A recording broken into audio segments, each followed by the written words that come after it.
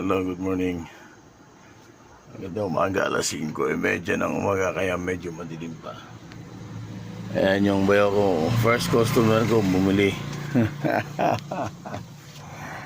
Okay, pinsan ng asawa ko yan. Maganda umaga. Aga mo naman nagising. No. Sanay na, no? Sanay na. Haligat samahan mo akong magkape.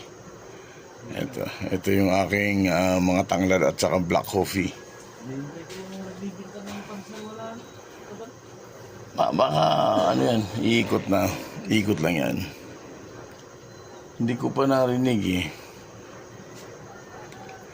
Coffee tayo mga kabayan. Okay na. Ha? Yan yun, di ba?